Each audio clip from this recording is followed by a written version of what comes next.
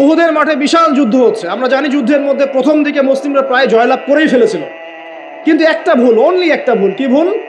ওই জাবাল রুমার মধ্যে 50 জন তীরন্দাজ সাহাবীকে রেখে দেওয়া হয়েছে। নবীজি বলেছিলেন, আমরা যদি মরেও যাই, আমাদের গায়ের গোশত যদি পাখি এসে খাওয়া শুরু করে, তোমরা নামবে না এখান থেকে। বুঝতে পারছেন? কমান্ড। এটা হচ্ছে একজন নেতার আনুগত্য, কমান্ড। নেতার আনুগত্য কত বড় জিনিস দেখেন। তো যখন যুদ্ধ শুরু হয়ে গেল, হামজা রাদিয়াল্লাহু আনহু সহ অন্যান্য সাহাবীরা বীর বিক্রমে যুদ্ধ করলেন। অল্প কিছু সময়ের মধ্যেই কাফেররা পালানো শুরু করল। যখন মুসলিমরা বীর দর্পে যুদ্ধ করে, কাফেররা পালিয়ে যায় না? যায় না? মুসলিমরা সবাই ঐক্যবদ্ধ যদি হতে পারতো, কোনো কাফের শক্তি ছিল নাকি ইসলামের দিকে চোখ তুলে তাকায়? আজকে আমরা যে বিভক্ত, আমরা বিভক্ত, আপোষে বিভক্ত, বিভিন্ন দলে মতাদর্শে বিভক্ত, আমাদের শক্তি কমে গেছে, হাওয়া বেরিয়ে গেছে। আমাদের যুবকরা এখন এই গার্লফ্রেন্ড বয়ফ্রেন্ড কালচার, এই মাদক, এই জুয়া, এই জেনার পেছনে ছুটছে। আমরা নামাজ ছেড়ে দিচ্ছি, কোরআন ছেড়ে দিচ্ছি, মা বোনরা পর্দা ছেড়ে দিচ্ছেন। এই জাতি কি বিজয় লাভ করবে নাকি? আগে এই জায়গায় ঠিক করতে হবে, তারপর বিজয় আসবে ইনশাআল্লাহ তাআলা। আর বিজয় যে আসবে, এই বিষয়ে কোনো সন্দেহ আছে? কোনো সন্দেহ নাই। আমরা না পারলে আল্লাহ পাক অন্য জেনারেশনকে নিয়ে আসবে। ওই জেনারেশন না পারলে তার পরের জেনারেশন পারবে। তারাও যদি না পারে, আমাদের দ্বারা যদি কোনো কাজই না হয়, আল্লাহ পাক অমুসলিমদেরকে হেদায়েত দিয়ে ইসলামে নিয়ে আসবেন, তাদের হাত দিয়ে বিজয় দিবেন ইনশাআল্লাহ। আরেকটা বড় কথা বলি, মানুষের একটা কথা আছে যে স্পিরিচুয়াল প্রেজেন্স, মানে আধ্যাত্মিক উপস্থিতি বলে একটা কথা আছে। মানুষের ব্যক্তিগত প্রেজেন্সের চাইতে ইম্পর্টেন্ট। কি বুঝাচ্ছি? ইব্রাহিম আলাইহিস সালাম কিন্তু বেঁচে নাই, বেঁচে আছেন, কিন্তু তার আদর্শ কিন্তু এখনো জীবিত আছে। নবী মুহাম্মদ সাল্লাল্লাহু আলাইহি সাল্লাম বেঁচে আছেন, অবশ্যই তারা কবরে জীবিত, অবশ্যই, সেটা অন্য ইস্যু। আমি পৃথিবীর কথা বলছি। নবী সাল্লাল্লাহু আলাইহি সাল্লাম কি আমাদের মধ্যে আছেন? না আমাদের মধ্যে কি বেঁচে আছেন? তার আদর্শ কিন্তু মরে যায় নাই। এমনকি আমরা যারা এখন অনেক বড় বড় নেতার আদর্শে আমাদের জীবন করি না, তারা কিন্তু কেউ বেঁচে নাই, বেঁচে আছে। তাদের আদর্শ কিন্তু মানুষ এখনো ফলো করছে। তো এটাকে বলে স্পিরিচুয়াল প্রেজেন্স, আধ্যাত্মিক উপস্থিতি। আল্লাহ পাক যাকে কবুল করবেন, যে হকপন্থী হবে ইনশাআল্লাহ তাআলা, সে যদি ফিজিক্যালি প্রেজেন্ট নাও থাকে, তার আধ্যাত্মিক উপস্থিতি জনগণকে পথ দেখাবে ইনশাআল্লাহ। কথা বুঝতে পারছেন? তো বিগার ইস্যুগুলো নিয়ে কথা বলার সৎসাহস হচ্ছে না। এখানে বলছিলাম যে তোমরা এই জাবাল রুমা থেকে নামবে না যদি আমাদের দেহটাকে পাখি খেয়েও ফেলে। সাহাবীগণ প্রথমে দেখলেন আমরা প্রায় জিতে যাচ্ছি, তারা নেমে আসলেন, বললেন আল গনিম আল গনিম। তখন একটা বিপর্যয় সৃষ্টি হলো। কি বিপর্যয়? খালিদ বিন ওয়ালিদ রাদিয়াল্লাহু আনহু 50 জন ঘোড়সাওয়ারকে নিয়ে পিছন থেকে এই সুযোগে আক্রমণ করলেন। পিছন থেকে আক্রমণ হলো, আর আবু সুফিয়ানের বাহিনী যারা পালিয়ে যাচ্ছিল, এরা আবার ইউটার্ন করলো। এই দুই চাপে পিষ্ট হয়ে উহুদের মাঠে সাহাবায়ে কেরাম রাদিয়াল্লাহু আনহুদের মধ্যে প্রায় 70 জন বড় বড় সাহাবী শহীদ হয়ে গেলেন। কতজন? প্রায় 70 জন বড় বড় সাহাবী। তাদের মধ্যে আনসার সাহাবীদের আত্মত্যাগ ছিল বীরত্বপূর্ণ। এমনকি নবী সাল্লাল্লাহু আলাইহি ওয়াসাল্লামকেও সেদিন মার খেতে হয়েছে। দাঁত মোবারক শহীদ হয়ে গেছে, পায়ের মধ্যে আঘাত পেয়েছিলেন, এই ভ্রুর মধ্যে কড়া ঢুকে গিয়েছিল। তার পাশে মাত্র 9 জন সাহাবী ছিলেন যখন তাকে আক্রমণ করা হচ্ছে। একে একে সাহাবীরা শহীদ হতে লাগলেন। তালহা রাদিয়াল্লাহু আনহুর কথা বলা যায়, তিনি নবীজিকে নিজে ঘাড়ে করে নিয়ে উহুদ পাহাড়ের উপর উঠে গিয়েছেন, এত শক্তি ছিল তার গায়ে। আমাদের যুব সমাজ কি শিক্ষা নেবে এখান থেকে? এভাবে মাদকের সাথে লাইফ লিড করলে তো হবে না। এভাবে যদি জেনা করলে তো আপনি ফিজিক্যালি স্ট্রং থাকতে পারবেন না, মানসিকভাবে স্ট্রং থাকতে পারবেন না। পর্নোগ্রাফিতে আসক্ত হলে তো আপনার শরীরে এনার্জি থাকবে না। জুয়া খেললে তো ওই রকম সাহাবীদের মতো আদর্শমান হওয়া যাবে না। নামাজ না পড়লে তো আপনার ভিতরে আধ্যাত্মিক শক্তি আসবে না। তো আমাদের যুব সমাজকে এখান থেকে শিক্ষা নিতে হবে। আল্লাহ পাক তৌফিক এনায়েত করুন। এখন সাহাবী উঠিয়ে নিয়ে গেছেন। নবী সাল্লাল্লাহু আলাইহি ওয়াসাল্লাম বলেছেন, তোমরা যদি কেউ জীবন্ত কোনো শহীদকে দেখতে চাও, তাহলে তালহাকে দেখো। তার শরীরে প্রায় 60 থেকে 70টা দাগ ছিল, তারপরে তিনি শহীদ হন নাই সেদিন। আল্লাহ পাক তাকে হেফাজত করেছেন। তিনি বলছিলেন, আমি যখন যুদ্ধ করছিলাম, আর রাহিকুল মাখতুম বইটার মধ্যে আছে, আল্লাহ পাক তখন তাকে এত সাকিনা প্রশান্তি দিয়েছেন যে ঘুমে তার চোখ দিয়ে মানে শান্তির ঘুম চলে আসছে। তখন তিনি বলছেন, দুইবার আমার হাত থেকে তরোয়াল পড়ে গেছে ঘুমের চোটে। চিন্তা করতে পারেন? যুদ্ধ হচ্ছে, আল্লাহ পাক তাকে শান্তির ঘুম দিয়ে দিচ্ছেন চোখের মধ্যে। দুইবার অস্ত্র মানে তরোয়াল পড়ে যাচ্ছে হাত থেকে ঘুমের চোটে। তিনি শেষমেশ শহীদ হন নাই। নবী সাল্লাল্লাহু আলাইহি ওয়াসাল্লামকে ঘাড়ে নিয়ে উঠেছেন উহুদ পাহাড়ের উপরে। নবীজি বলছেন, তোমরা কি জীবন্ত শহীদকে দেখতে চাও? তালহাকে দেখো, সে জান্নাত ক্রয় করে নিয়েছে। আবু বকর রাদিয়াল্লাহু আনহু বলতেন, উহুদের দিনটা হচ্ছে তালহার দিন। তালহা যে বীরত্ব দেখিয়েছে উহুদের দিনে, সে এই কাজ দিয়েই ইনশাআল্লাহ জান্নাত ক্রয় করে নিয়েছে। কথা বুঝতে পারছেন? প্রত্যেক সাহাবীর রিপোর্ট ছিল। তো এই সময়ে একটা গুজব ছড়িয়ে পড়েছিল যে রাসূল সাল্লাল্লাহু আলাইহি ওয়াসাল্লামকে হত্যা করা হয়েছে, এমন একটা গুজব ছড়িয়ে দেওয়া হয়েছে মাঠের মধ্যে। এখন অনেক সাহাবী তরোয়াল নিয়ে বসে পড়েছেন যে নবী যদি বেঁচে না থাকেন তাহলে আমরা যুদ্ধ করে কি করব, এরকম চিন্তা।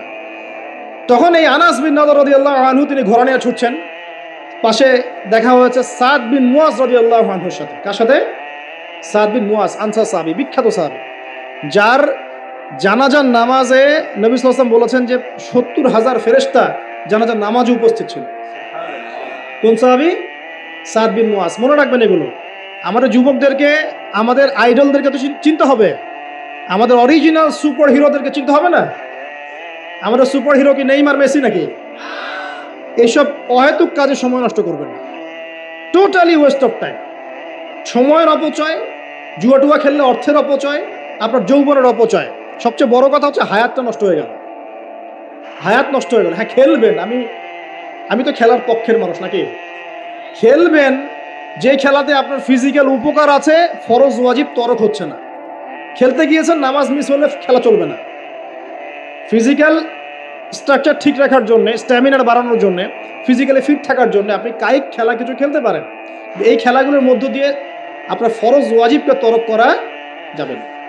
এগুলো খেলা দেখতে বসলে আমাদের কোনো উপকার আছে? ফিজিক্যাল খেলছে ওরা আর আমরা গোল গোল করে চিল্লাচ্ছি, কোনো উপকার আছে? জাস্ট একটা চোখের ক্ষুধা, কিচ্ছু না। অথচ আপনি যদি সকালবেলা উঠে 10 রাউন্ড দিতেন পদ্মার পরে, উপকার ছিল। আধা ঘন্টা আপনারা যদি ফুটবল খেলতেন টাকনুর নিচে কাপড় নামিয়ে ফজর নামাজের পর, উপকার ছিল না? তো মূল কাজটা করেন, আল্লাহ পাক তৌফিক দান করুন। তো যেটা বলছিলাম যে সাহাবী সাদ বিন মুয়াজ রাদিয়াল্লাহু আনহু পাশে। এখন আনাস বিন নাদর রাদিয়াল্লাহু আনহু বলছেন, আনাস বিন নাদর রাদিয়াল্লাহু আনহু ঘোড়া নিয়ে ছুটছেন। কি ব্যাপার, তোমরা বসে আছো কেন? সাহাবীরা বলছেন, রাসূল সাল্লাল্লাহু আলাইহি ওয়াসাল্লাম যদি বেঁচে না থাকেন আমরা যুদ্ধ করে কি করব? তো আনাস বিন নাদর রাদিয়াল্লাহু আনহু বলছেন যে যদি মুহাম্মদ সাল্লাল্লাহু আলাইহি ওয়াসাল্লাম সত্যি শাহাদাত বরণ করে থাকেন, তাহলে আমরা এখানে বসে থেকেই কি করব? চলো আমরাও যুদ্ধ করে শহীদ হয়ে যাই। এবার তিনি ঘোড়া নিয়ে ছুটলেন। সাদ বিন মুয়াজ বলছেন, আপনি কোথায় ছুটছেন? আপনি অদম্য গতিতে কোথায় ছুটছেন? তখন আনাস বিন নাদর রাদিয়াল্লাহু আনহু তিনি বলছেন, আল্লাহর কসম করে বলছি, আমি উহুদের ওই প্রান্তর থেকে জান্নাতের ঘ্রাণ পাচ্ছি। টাটকা দলিল, দেখে নেন। নবী পেলেন, সাহাবীও পেলেন না? এর পরের কোনো মানুষ কি পেয়েছেন? দেখি, ইমাম বুখারীর নাম শুনেছেন তো? সহিহ বুখারী কার কার বাসায় আছে? মাশাআল্লাহ। একটা কথা বলে দেই, যারা বিগিনার, ইসলামে যারা বিগিনার প্র্যাকটিস করছেন নতুন, শুরুতেই সহিহ বুখারী হাতে নিয়ে পড়া শুরু করবেন না। কেন নসিহতটা করলাম এটা আপনি পরে বুঝতে পারবেন। মনে করেন আপনি মেডিকেল সায়েন্স সম্পর্কে জানতে যাচ্ছেন, শুরুতেই কি আপনি বড় লেভেলের কোনো বই নিয়ে বসবেন পড়তে? এটা কি হবে? আপনি গ্র্যাজুয়ালি আগাতে হবে। প্রথমে রিয়াদুস সালেহিনের মতো বই বা হাদিসে আরবাইন, বুলুগুল মারাম, মিশকাত, ফয়জুল কালাম, এই টাইপের বইগুলো পড়ে আগে আপনি আপনার জ্ঞান গরিমাকে বাড়াবেন, আরবি শিখবেন, এবারত পড়া শিখবেন, নাহু সরফ জানবেন, তারপরে আস্তে আস্তে ওস্তাদের কাছে গিয়ে এগুলো পড়বেন। এবং এগুলোর মধ্যে সব কিছু বুঝতে পারবেন জরুরি না। অনেক কিছু আপনি বুঝতে পারবেন না, যেটা বুঝতে পারবেন না আলেম ওলামার কাছে গিয়ে জিজ্ঞাসা করবেন। একা পণ্ডিতি করতে যাবেন না। একা পণ্ডিতি করতে গিয়ে বহু মানুষ বিভ্রান্ত হয়ে গেছে। একা পণ্ডিতি করতে গিয়ে কেউ বলছে যে কোরআন মানি, হাদিস মানি না, বলছে না? অনেকে বলছে তাকদীর বলতে কিচ্ছু নাই। অনেকে বলছে তাকদীরই সব, কর্মের কোনো স্বাধীনতা নাই। একদল বলছে যে লা ইলাহা ইল্লাল্লাহ মুখে পড়লেই হবে, আমলের কোনো দরকার নাই। আরেকদল বলছে যে কবিরা গুনাহ করলেই কাউকে হত্যা করা যায়। মানে মানুষ বিভ্রান্ত হচ্ছে। আবার নতুন একদল টাটকা, এটা বলছে যে নবী সাল্লাল্লাহু আলাইহি ওয়াসাল্লামই শেষ নবী নন, আরও নবী আসতে পারে না। একা পণ্ডিত হওয়া যাবে না, আলেম ওলামার সোহবত লাগবে। আলেম থেকে বিচ্ছিন্ন হবেন না। আমি যদি আপনাকে বলি যে আপনি কোরআন হাদিস জানতে চান, মনে করেন একটা এক্সাম্পল দিয়ে ওইদিকে যাচ্ছি, এদিকে মনোযোগ দেন। মনে করেন আমার এক ভাই নামাজ পড়তে এসেছে, আজকে ফজরের নামাজ ধরেন, তো রাতে সারা রাত ঘুম হয় নাই, সেজদা দিয়েছে, যখন সেজদায় ঘুমিয়ে গেছে বেচারা।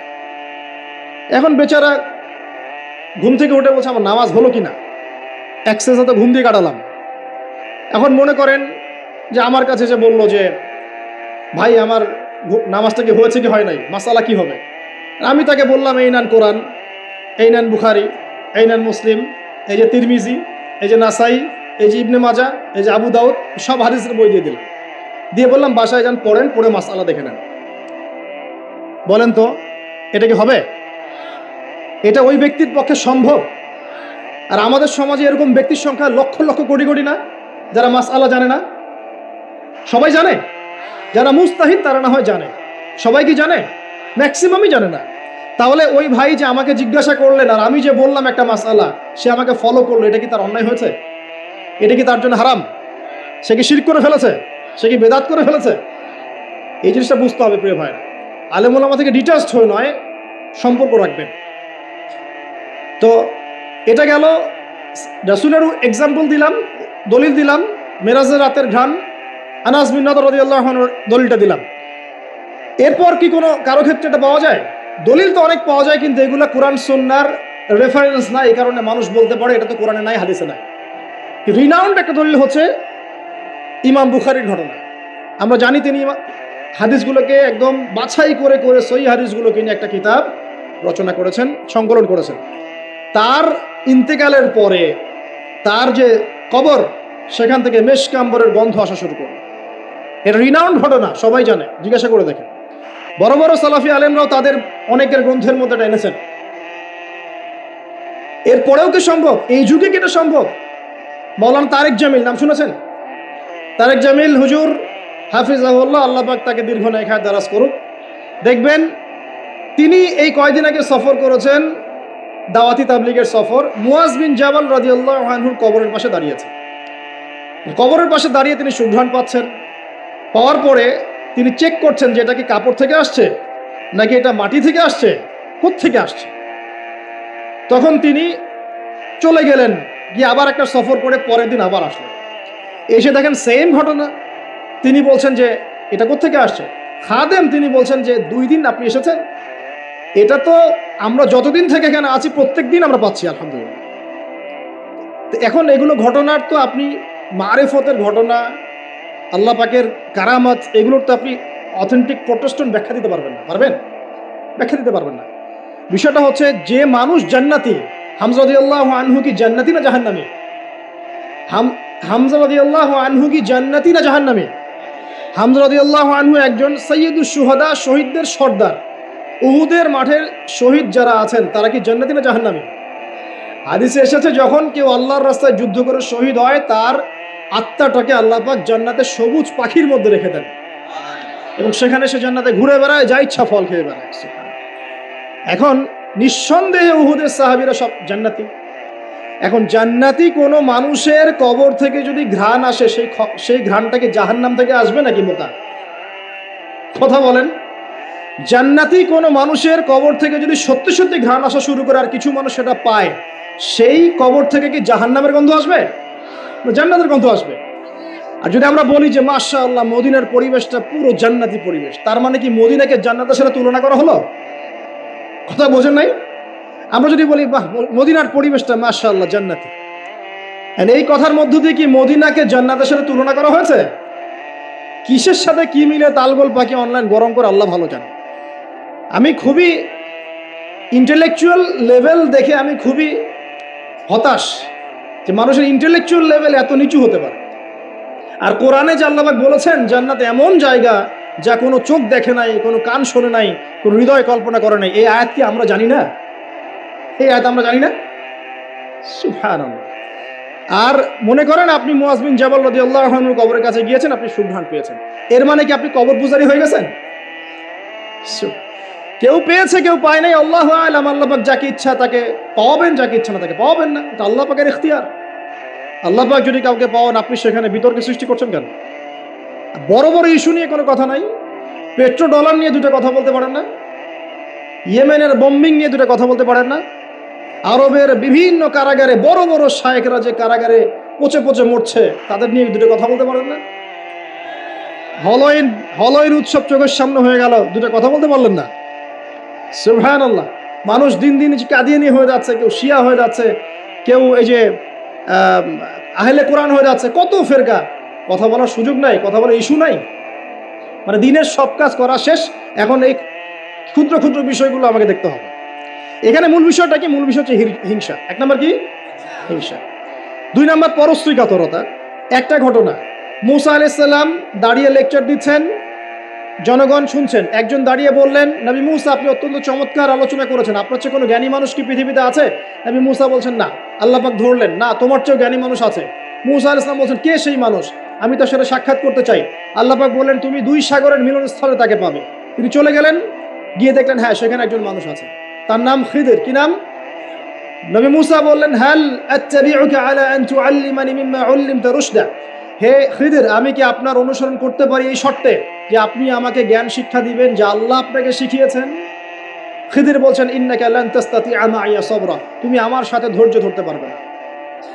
আগেই বলে দিলেন, এত দূরদর্শিতা, আগেই বলে দিলেন ধৈর্য তুমি ধরতে পারবে না। কথা বুঝতে পারছেন? মুসা আলাইহিস সালাম বলছেন, না ইনশাআল্লাহ আমি ধৈর্য ধরবো। আচ্ছা ঠিক আছে, চলো আমার সাথে। তারা চললেন, সামনে নৌকা, নদী পার হলেন। নদী পার হওয়ার আগেই নৌকা ফুটা করে দিলেন। একটা মাঝি, পদ্মা নদীর মাঝি, আমাকে যদি ফ্রি নৌকা পার করে দেয় আর আমি তার নৌকাটা ফুটা করে দেই, অন্যায় না? খিদির আলাইহিস সালাম এটা করলেন। মুসা আলাইহিস সালাম বলছে, এটা কি করলেন আপনি? অন্যায় করলেন। খিদির বলে, আমি বলি নাই আপনাকে আপনি প্রশ্ন করবেন না, আপনি ধৈর্য ধরতে পারবেন না? ঠিক আছে, ভুল হয়ে গেছে, চলেন সামনে। আবার যাচ্ছেন, একটা বাচ্চা, ছোট বাচ্চা ডেকে নিলেন, করে ফেললেন। এটা কি করলেন? নিষ্পাপ বাচ্চা করলেন। আমি কি বলি নাই তুমি সবর করতে পারবে না? তিনি বলছেন, হ্যাঁ ঠিক আছে, আরেকবার প্রশ্ন করলে আমাকে আর সাথে নিয়েন না, চলেন। এবার সামনে গিয়ে একটা দেয়াল পড়ে আছে, একটা গ্রামে গেলেন। গ্রামে গিয়ে বললেন, নাস্তা পানি কিছু হবে কিনা, সৌজন্যমূলক। কেউ কোনো নাস্তা পানি দিল না, কোনো সৌজন্যমূলক আচরণই করলো না। ও যে বাসায় মেহমান আসলে বলে না, খেয়ে আসছেন না, গিয়ে খাবেন, ওই টাইপের ছিল আর কি। তো যাই হোক, তিনি দেখলেন যে ওদের একটা দেয়াল পড়ে গেছে বেচারা, ওই দেয়ালটাকে তিনি আবার শক্ত করে নির্মাণ করে রেখে দিলেন। মুসা আলাইহিস সালাম বললেন যে এটা কি করলেন? নাস্তা পানিও দিল না, ভালো ব্যবহারও করলো না, আপনি উল্টা তার এই উপকার করলেন বিনা পারিশ্রমিকেই। কিছু আজর নিতেন তাহলে তো ভালো হতো। তো খিদির আলাইহিস সালাম বলেন, এটা হাদা ফিরাকু বাইনি ওয়া বাইনাক, আমার আর তোমার মাঝে এখন ফিরাক, পার্থক্য হয়ে গেল, আর আমাদের পথ চলা হলো না। তবে যাওয়ার আগে আমি জানিয়ে দিই, ওই নৌকা ফুটা করেছিলাম এই কারণে, যদি ফুটা না করতাম তাহলে জলদস্যু নৌকাটা নিয়ে যেত। ফুটা করে দিয়েছি, এই খারাপ নৌকা তারা আর নেবে না। ঠিক আছে কথা? 2 নম্বর, বাচ্চাকে যদি হত্যা না করতাম, এই বাচ্চা বড় হয়ে বড় কাফের হতো এবং পিতা মাতাকেও কুফরিতে নিয়ে আসতো। এটা আমি আল্লাহর হুকুমে করেছি, একা একা করি নাই। 3 নম্বর, এই দেয়াল নির্মাণ করেছি এই কারণে, এই দেয়ালের নিচে 2 জন এতিম বাচ্চার রেখে যাওয়া পৈতৃক সম্পত্তি আছে, এটা নির্মাণ করে দিয়েছি, মানুষ এটা সিজ করতে পারবে না, তারা যখন বড় হবে তখন নেবে ইনশাআল্লাহ। তো এই 3টা ঘটনাতে একটু ফোকাস করেন। কোন সূরা আছে এটা? সূরা কাহফ। এই 3টা ঘটনাতেই বাহ্যিক চোখে যা দেখা যাচ্ছে সেটা সত্য নয়, ভিতর থেকে যা দেখছেন সেটা সত্য। কথা বুঝতে পারছেন? রিয়েলিটি আপনি দেখছেন বিশ্ব এগিয়ে যাচ্ছে, খুব সুন্দর। বাস্তবতা হচ্ছে যে বিশ্ব এগিয়ে যাচ্ছে আস্তে আস্তে কিয়ামতের দিকে। রিয়েলিটি দেখবেন যে ইকোনমি খুব প্রোগ্রেস হচ্ছে, হ্যাঁ, মানে মানুষের জীবনযাত্রার মান একদম উন্নতির দিকে। বাস্তবতা হচ্ছে পুরো ওয়ার্ল্ডের ইকোনমিক সিস্টেমটা ধ্বংসের মুখে আছে। রিয়েলিটি হচ্ছে বাহ্যিক চোখে আপনি দেখছেন মেয়েরা এগিয়ে যাচ্ছে, ফ্যামিনিস্ট রেভলিউশন, মাথা খারাপ অবস্থা, ঠিক আছে, কিন্তু বাস্তবতা হচ্ছে মেয়েরা জাহান্নামের দিকে এগিয়ে যাচ্ছে। রিয়েলিটি আপনি দেখছেন চোখ দিয়ে যুবকরা খুব এগিয়ে যাচ্ছে, হ্যাঁ সবাই উচ্চশিক্ষিত হচ্ছে মাশাআল্লাহ। বাস্তবতা কি জানেন? তাদের আত্মাগুলো দিন দিন মরে যাচ্ছে। রিয়েলিটি দেখছেন যে হ্যাঁ পরিবারগুলো খুব সুখী, আমরা একদম বিল্ডিং তুলতেছি মাশাআল্লাহ, জমি জমা কিনতেছি। বাস্তবতা কি জানেন? পরিবারগুলোতে শান্তি নাই। এখন দৃষ্টিভঙ্গি চেঞ্জ করতে হবে, খিদিরের দৃষ্টিভঙ্গি লাগবে। কার দৃষ্টিভঙ্গি? খিদির আলাইহিস সালামের। শুধু বাহ্যিক চোখ দিয়ে দেখলে হবে না, এক্সটার্নাল ভিশন দিয়ে দেখলে হবে না, ইন্টারনাল অবজারভেশনের দরজাটা খুলতে হবে। এখন এটা খুলে আপনি বিশ্বকে দেখেন, পরিবারকে দেখেন, সমাজকে দেখেন, রাষ্ট্রগুলোকে দেখেন, আপনি বুঝতে পারবেন যে ফিতনা কি পরিমাণে ধেয়ে এসেছে। এটাই নবী সাল্লাল্লাহু আলাইহি ওয়াসাল্লাম বলছিলেন, তোমাদের পরে এমন একটা যুগ আসছে, জামানা সবরিন, এমন জামানা, কঠিন সবরের জামানা, লিল মুতামাসসিকি ফি, সেখানে যদি এই নবী সাল্লাল্লাহু আলাইহি ওয়াসাল্লামের সুন্নত কেউ ধরে রাখতে পারে, আজরুনা খামসিনা শাহীদা মিনকুম, তোমাদের মধ্যে 50 জন শহীদ সাহাবীর নেকি পাবে ইনশাআল্লাহ। এটা সেই জামানা নয়। ভালো করে খিদিরের চোখ দিয়ে দেখেন, খিদির আলাইহিস সালাম কি শুধু বাইরের চোখ দিয়ে দেখেছিলেন, না আল্লাহ পাকের মারিফত দিয়ে দেখেছেন? আল্লাহ পাকের নূর দিয়ে দেখেন নাই? মুসা আলাইহিস সালাম নবী হয়েও বুঝতে পারছেন না কেন এটা করেছেন, কেন বাচ্চা হত্যা করছেন, কেন নৌকা ফুটা করলেন, কেন আপনি দেয়াল নির্মাণ করছেন, কিন্তু খিদির আলাইহিস সালাম আল্লাহ পাকের নূর দিয়ে দেখছেন, তিনি বুঝতে পারছেন দূরে কি হতে যাচ্ছে। তো সবাই কি খিদির হতে পারবে? খিদির হতে না পারলে কি আপনি ধ্যান পাবেন? আপনি সেটা দেখতে পারবেন না যা যা খিদির দেখছেন, আপনি সেটা শুনতে পারবেন না যা খিদির শুনেছেন। আপনি যদি খিদির আলাইহিস সালামের মতো হতে পারেন, আপনি এমন কিছু উপলব্ধি করবেন। আমার বেশি বেশি কোরআন তেলাওয়াত লাগবে। কি লাগবে? কোরআন তেলাওয়াত শুধু মৌখিকভাবে না, অর্থ বুঝে পড়ার চেষ্টা করতে হবে। মৌখিক করলে নেকি পাবেন ঠিকই, কিন্তু অর্থ বুঝে না পড়লে আপনি পথ খুঁজে পাবেন না।